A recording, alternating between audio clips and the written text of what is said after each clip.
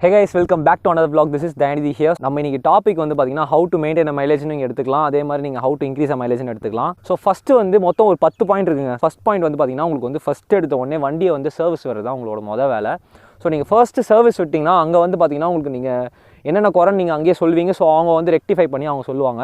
So நீங்கள் ஜென்ரலாக வந்து ஃபஸ்ட்டு நீங்கள் ஒரு விஷயம் ரைட்டாக பண்ணுறீங்கன்னு பார்த்தீங்கன்னா நீங்கள் வந்து ஃபஸ்ட்டு சர்வீஸ் விடுங்க. ஸோ சர்வீஸ் விட்டால் மோரோவர் உங்களோட ப்ராப்ளம்ஸ்லாம் வந்து சால்வ் ஆகி ஸோ பர்ஃபார்மன்ஸும் பூஸ்ட் ஆகிறதுக்கான வாய்ப்பு இருக்குது. அதே மாதிரி மைலேஜும் அவங்க வந்து இன்க்ரீஸ் ஆகிடும். ஏன் இன்க்ரீஸ் ஆகிடும்னு பார்த்தீங்கன்னா சர்வீஸ் பண்ணும்போது எல்லாமே க்ளீன் பண்ணி போட்டுடுவாங்க. ஸோ அதனால் உங்களுக்கு வந்து மோரோவர் எல்லா பிரச்சனையும் தீர்ந்துடும். ஸோ அப்படி க்ளீன் ஆகலை அப்படின்னு பார்த்தீங்கன்னா நீங்கள் செகண்ட் விஷயம் என்ன பண்ணணும், கிளியர் ஆகலை அப்படின்னு பார்த்தீங்கன்னா நீங்கள் செகண்ட் விஷயம் என்ன பண்ணணும்னு பார்த்தீங்கன்னா இன்ஜின் ஆயில் நீங்கள் வந்து செக் பண்ண வேண்டியதாக இருக்கும். ஸோ இன்ஜின் ஆயில் வந்து ஒரு ரெகுலரான இன்டர்வலில் வந்து நீங்கள் செக் பண்ணுற மாதிரி இருக்கும். அதாவது ஒரு 2500 கிலோமீட்டர்ஸ் ஒன்ஸ் வந்து என் வண்டிக்கெலாம் பார்த்தீங்கன்னா நான் 2500 கிலோமீட்டர்ஸ் ஒன்ஸ் வந்து நான் சர்வீஸ் விடுறேன். ஸோ சர்வீஸ் விடும்போது எனக்கு வந்து இன்ஜின் ஆயில் வந்து மாற்றி தந்துடுறாங்க. ஸோ அதே மாதிரி நீங்கள் வந்து அந்த ரெகுலரான இன்டர்வலில் வந்து நீங்கள் வந்து இன்ஜினோட ஆயில் வந்து நீங்கள் சேஞ்ச் பண்ணணும். அதே மாதிரி நல்ல ஒரு குவாலிட்டியான இன்ஜின் ஆயில் யூஸ் பண்ணுங்கள். ஃபியூல் இன்ஜெக்டர் மாடல் வச்சிருந்தீங்கன்னா ஃபியூல் இன்ஜெக்டர் வந்து க்ளீன் பண்ணணும். அப்படி கார்பரேட்டர் மாடல் நீங்கள் வச்சிருந்தீங்கன்னா கார்பரேட்டர் வந்து நீங்கள் க்ளீன் பண்ண வேண்டியதாக இருக்கும். ஸோ எவ்வளோ கிலோமீட்டர்ஸ்க்கு நீங்கள் ஒன்ஸ் வந்து ஃபியூல் இன்ஜெக்டர்ஸ்லாம் க்ளீன் பண்ணணும்னு பார்த்தீங்கன்னா நான் அப்ராக்சிமேட் வேல்யூ சொல்கிறேன். 2500 ஒரு 5000 கிலோமீட்டர்ஸ்க்குள்ளே நீங்கள் வந்து சர்வீஸ் விடும்போதோ அப்படின்னா ஜென்ரலாக நீங்கள் ஃபியூல் இன்ஜெக்டர் கோசரமே நீங்கள் போய் க்ளீன் பண்ண போகிறீங்க ஒரு சர்வீஸ் சென்டரில் போய் பண்ணிங்கன்னா பண்ணுங்கள். அது வந்து ஒரு நல்ல விஷயம். ஏன்னா வந்து ஒரு சின்ன டஸ்ட் பார்ட்டிகல்ஸ் வந்து உங்களுக்கு எப்படி சொல்கிறது, கார்பரேட்லேயும் சரி ஃபியூல் இன்ஜெக்டர்ஸ்லேயும் வந்து என்ட்ரானா ஒரு பிரச்சனை தான். ஏன்னா வந்து உங்களுக்கு அந்தளவுக்கு எஃபிஷியன்சி கிடைக்காது. ஸோ கார்பரேட்டரில் ஏன்டா வந்து உனக்கு அடிக்கடி க்ளீன் பண்ணோம் நீங்கள் பார்த்தீங்கன்னா கார்பரேட்டரில் வந்து உங்களுக்கு நம்ம பெட்ரோல் போடுறோம்ல, ஸோ டேங்க்லேருந்து பெட்ரோல் போகும்போது அந்த பெட்ரோலில் வந்து ரொம்ப எப்படியும் வந்து பியூராக இருக்க போதில்லை. அப்படின்னா தான் நம்ம ஆக்டைன் லெவலில் வந்து பயங்கரமாக இது போட்டாலும் அந்த அதிக லெவல் ஆக்டைன் லெவல் பெட்ரோல் போட்டாலும் நீங்கள் வந்து அதில் வந்து டர்ட் பார்ட்டிகல்ஸ் இருக்கும். ஃபார் எக்ஸாம்பிள் நீங்கள் லெட் கூட சொல்லிக்கலாம். லெட் கூட நீங்கள் வந்து இந்த டேங்க் ஓப்பன் பண்ணி பார்த்தீங்கன்னா கீழே வந்து ஒரு மாதிரி கருப்பாக இருக்கும். என் வண்டியில் நான் பார்த்துருக்கேன். ஸோ அந்த ஒரு விஷயம் வந்து பார்த்திங்கன்னா அந்த மாதிரி சின்ன மைன்யூட் பார்ட்டிகல்ஸ் வந்து நம்ம கார்பரேட்டர் கிட்ட போகிறதுக்கான வாய்ப்பு இருக்குது. ஸோ அது வந்து பார்த்திங்கன்னா கொஞ்சமாக ரொம்ப நாள் ஆகும் ஆக்சுவலாக அது மாதிரி செக்ரிகேட் ஆகிறதுக்கு. ஸோ போய் அப்படியே போய் அங்கே செட்டில் ஆகிடும்.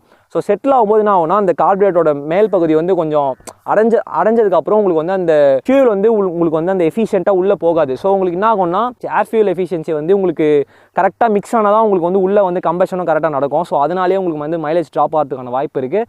அதே மாதிரி பெர்ஃபார்மன்ஸும் ட்ராப் ஆகும். ஸோ நெக்ஸ்ட்டு வந்து பார்த்தீங்கன்னா உங்களுக்கு வந்து tyre pressure. So tyre pressure வந்து பார்த்தீங்கன்னா இப்போ வந்து ரெக்கமெண்டடான ஒரு டயர் ப்ரெஷர் கொடுத்துருப்பாங்க. ஃபார் எக்ஸாம்பிள் சொல்லணும்னா நம்ம வந்து இங்கே கீழே வந்து பார்த்தீங்கன்னா உங்களுக்கு வந்து இந்த இடத்துல கொடுத்துருப்பாங்க. ஒவ்வொரு வண்டியிலையுமே பார்த்தீங்கன்னா உங்களுக்கு இந்த இடத்துல வந்து ஒரு ஸ்டிக்கர் ஒன்று கொடுத்துருப்பாங்க. அந்த ஸ்டிக்கரில் பார்த்தீங்கன்னா டயரோட ஸ்பெசிஃபிகேஷன்ஸு அதே மாதிரி அதோட எப்படி சொல்கிறது எவ்வளோ பிஎஸ்ஐ நம்ம வந்து ஃப்ரண்ட்லேயும் ரியர்லேயும் வந்து மெயின்டைன் பண்ணணும் அப்படின்றது மாதிரி அவங்க டயரோட ஸ்பெக்ஸ் ஃபுல்லாகவே கொடுத்துருப்பாங்க.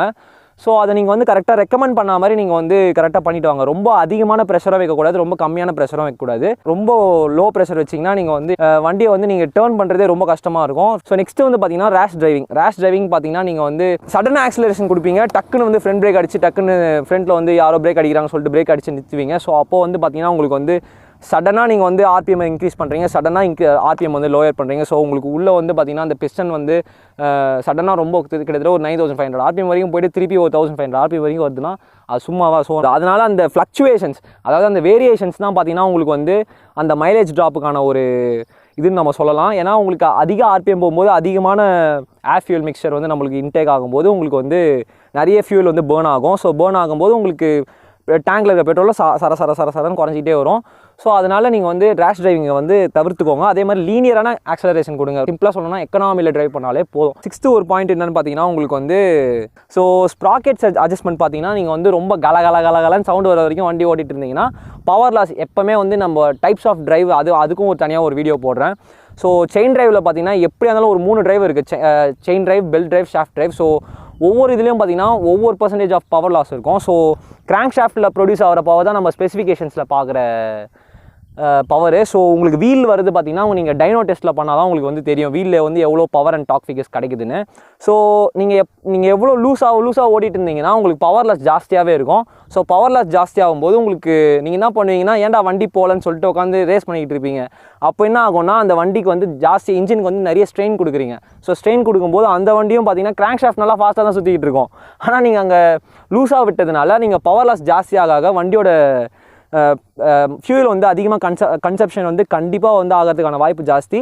ஸோ அதை நீங்கள் வந்து பர்ஃபெக்டாக பண்ணிக்கோங்க.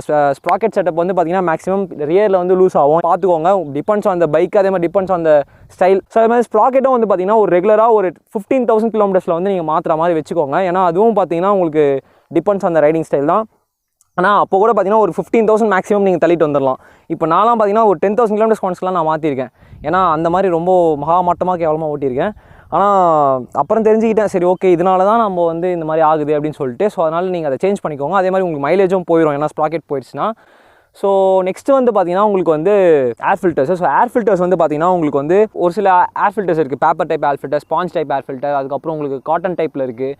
ஸோ காட்டன் டைப்லாம் பார்த்தீங்கன்னா உங்களுக்கு பார்க்குறதுக்கு அப்படியே ஒரு மாதிரி கார்ஸ்லலாம் பார்த்துருப்பீங்க பார்த்தீங்களா, அதெல்லாம் காட்டன் டைப்பில் பார்த்துருக்கலாம். ஸ்பாஞ்ச் வந்து பார்த்தீங்கன்னா ஒரு மாதிரி ஒரு சிலிண்ட்ரிக்கல் ஷேப்பில் இருக்கும். நோட்டீஸ்ன்னு போட்டு உங்களுக்கு கொடுத்துருப்பாங்க. அதாவது நீங்கள் வந்து to not clean the air filter, so replace it according to the maintenance schedule அப்படின்னு வந்து போட்டிருப்பாங்க. க்ளீன் பண்ணலாம் அப்படின்ற மாதிரி சஜஸ்ட் பண்ணுறாங்கன்னா ஸோ நீங்கள் க்ளீன் பண்ணிக்கோங்க. அது கூட உங்களுக்கு வந்து 1 or 2 times தான் பண்ணுவாங்க மேக்ஸிமம். ஸோ எப்படியும் ரீப்ளேஸ்மெண்ட் வந்து பார்த்தீங்கன்னா உங்களுக்கு வந்து ஒரு 8,000 கிலோமீட்டர்ஸ் to 10,000 கிலோமீட்டர்ஸ்ன்ற மாதிரி தான் ரெக்கமெண்ட் பண்ணுவாங்க எல்லா கம்பெனிஸ்லையும். என் வண்டிக்கு பார்த்தீங்கன்னா 8,000 கிலோமீட்டர்ஸ் சொல்லியிருக்காங்க. ஸோ நானும் பார்த்தீங்கன்னா 8,000 கிலோமீட்டர்ஸ்க்கு ஒன்ஸ் வந்து நான் வந்து வண்டியில் வந்து ஏர் ஃபில்டர் வந்து நான் சேஞ்ச் பண்ணிட்டு தான் இருக்கேன். ஸோ ஏர் ஃபில்டர் ஏன் வந்து சேஞ்ச் பண்ணணும் அப்படின்னு பார்த்தீங்கன்னா உங்களுக்கு வந்து ஏர் ஃபில்டர் வரையே தான் உங்களுக்கு வந்து ஏரே வந்து உள்ளே வந்து க்ளீன் ஆகி வரும். ஸோ அதாவது உங்களுக்கு டஸ்ட் பார்ட்டிகல்ஸ் இல்லாமல் உங்களுக்கு வந்து ஓரளவுக்கு நல்ல ஒரு க்ளீனான ஏர் வரும். ஸோ அதுதான் உங்களுக்கு வந்து ஃபியூல் கூட மிக்ஸ் ஆகி உங்களுக்கு வந்து இன்ஜின்குள்ளே போகுது உங்களுக்கு கம்பஷனுக்கு வசரம். ஸோ உங்களோட அந்த ஏர் வந்து எந்த அளவுக்கு குவாலிட்டியாக உள்ளே போதோ அந்த அளவுக்கு நம்மளுக்கு வந்து ஒரு எஃபிஷியன்சி நம்ம வந்து எதிர்பார்க்கலாம். இப்போ இதுவே வந்து உங்களுக்கு ஃபுல்லாகவே போயிடுச்சு, ஏர் ஃபில்டர் வந்து ஃபுல்லாகவே அடைச்சிருச்சு அப்படின்னு பார்த்தீங்கன்னா உங்களுக்கு ஏர் உள்ளே போகிறதுக்கே ரொம்ப கஷ்டம். ஏன்னா உங்களுக்கு டஸ்ட் பார்ட்டிகல்ஸே ஃபஸ்ட்டு ஃபுல்லாக அடைச்சிக்கிட்டு இருக்கும். ஸோ உங்களுக்கு ஏர் வந்து உள்ளே போகிறதுக்கு ரொம்ப கஷ்டமாக இருக்கும். அப்படியே போச்சுன்னா கூட ரொம்ப மினிமலாக தான் போகும். அதனால் உங்களுக்கு வந்து பெர்ஃபார்மன்ஸ் ட்ராப் ஆகிறதுக்கும் வாய்ப்பு இருக்குது, மைலேஜ் ட்ராப் ஆகிறதுக்கான வாய்ப்பும் ஜாஸ்தியாக இருக்குது. ஸோ நெக்ஸ்ட் வந்து பார்த்தீங்கன்னா நீங்கள் எங்கன்னா வெளில போகிறீங்க அப்படின்னு பார்த்தீங்கன்னா நிழல் எங்கே இருக்குன்னா நிழலை வந்து நீங்கள் வண்டி விடுங்க. ஏன்னா இப்போ வந்து ஒரு நாள் ஃபுல்லாக உங்களுக்கு வந்து வெயில் நினச்சின்னு வச்சுக்கோங்களேன், உங்களுக்கு வந்து டேங்க்கில் இருக்க ஃபியூல் வந்து லைட்டாக வந்து எப்போவுமே எவாப்ரேஷன் இருக்கும் தான். ரொம்ப எந்த அளவுக்கு வெயில் இருக்கோ அந்த அளவுக்கு உங்களுக்கு வந்து ரொம்ப அந்த டெம்பரேச்சர்ஸ் அதிகமாகும் போது உங்களுக்கு வந்து எவாப்ரேஷன் இருக்கிறதுக்கான வாய்ப்பு ஜாஸ்தி. ஸோ இந்த மாதிரி கிளைமேட்லாம் உங்களுக்கு பார்த்தீங்கன்னா ஒன்றும் பிரச்சனை இல்லை. ரொம்ப வெயில் அடிக்கும் போது அப்படியே இந்த ஏதோ சொல்லுவாங்களே கத்திரி வெயில்னு சொல்லுவாங்க பார்த்தீங்களா, அந்த மாதிரி பயங்கரமாக இருந்துன்னு வச்சுக்கோங்களேன், நம்மளாலே ஒன்றும் பண்ண முடியல.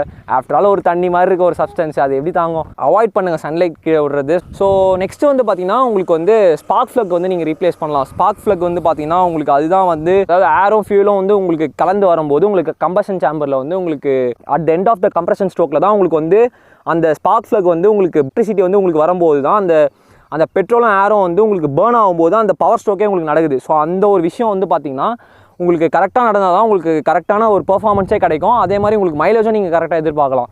ஸோ அந்த ஒரு விஷயம் வந்து உங்களுக்கு கரெக்டாக நடக்கலைன்னா உங்களுக்கு பெர்ஃபார்மன்ஸும் இருக்காது, உங்களுக்கு லேக் இருக்கும் வண்டியில். நீங்கள் வந்து த்ராட்டில் குத்திங்கன்னா வண்டி வந்து சடனாக போகாது, ஒரு மாதிரி அடைக்கும்.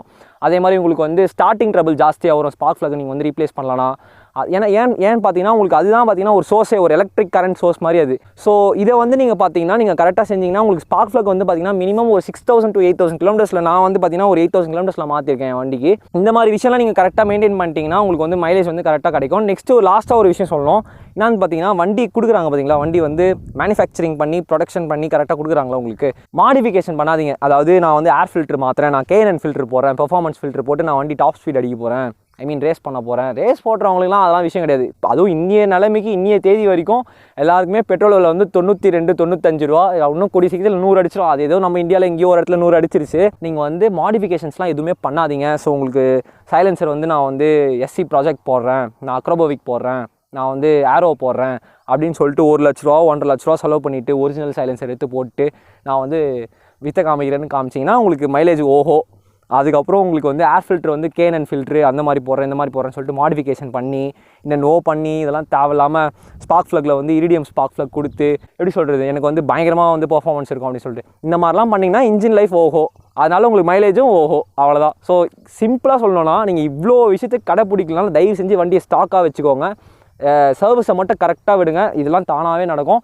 அப்படி பண்ணலையா நீங்கள் வந்து தனியாக எடுத்துகிட்டு போயிட்டு நீங்களே வந்து இதெல்லாம் மாற்றிருக்காங்களா இதெல்லாம் மாற்றிருக்காங்களா அனலைஸ் பண்ணிவிட்டு நீங்கள் வந்து இதெல்லாம் பண்ணலன்னா நீங்கள் கரெக்டாக பண்ணிவிடுங்க. அவ்வளோதான் கைஸ், நான் இது ஆக்சுவலாக இதுதான் சொல்லணும்னு வந்தேன். ஸோ இந்த வீடியோ பிடிச்சிருந்துச்சுன்னா உங்களுக்கு லைக் பண்ணுங்கள், ஷேர் பண்ணுங்கள், அப்படியே சப்ஸ்கிரைப் பண்ணுங்கள், அப்படியே பக்கத்துக்கு பெல் ஐக்கான் வந்து ப்ரெஸ் பண்ணிவிடுங்க. ஸோ நம்ம நெக்ஸ்ட் வீடியோவில் சந்திக்கிற வரைக்கும் ride safe and stay safe. By.